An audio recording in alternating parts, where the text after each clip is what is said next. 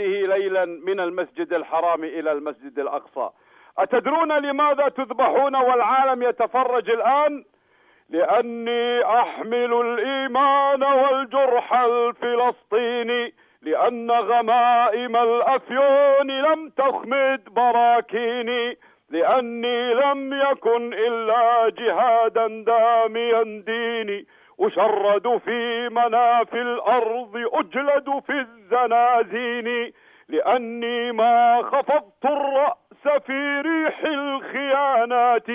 لأني ما طبعت على عقود الذل بصماتي، أسير على جراحاتي وتنهشني عذاباتي، وكل جريمتي أني فلسطيني فلسطيني، لأن القدس لي دار وأسوار وآثار، أحب القدس إن الحب إيثار وإصرار، وصوت حبيبتي في الأسر للأحرار إعصار، يردد أرجع مجدا على ساحات حطيني، لأني في سبيل الله موتي يوم ميلادي، هزئت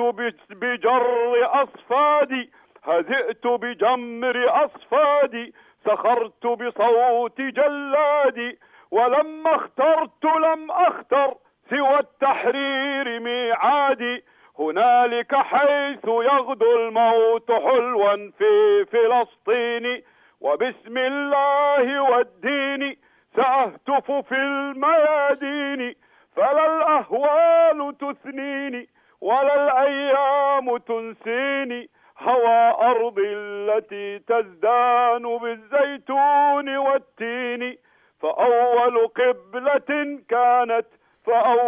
قبلة للناس قد كانت فلسطين. ثبتكم الله ونصركم الله وأيدكم الله، وأني أخاطب الأمة الإسلامية أجمع أنها قضية الإسلام والمسلمين. لا يسمعني مسلم الآن ومسلمة إلا ويوقع استقطاع لنصرة أهل القدس والأقصى وكفالة الأسر، ونقول للجيوش العربية وللحاكمين: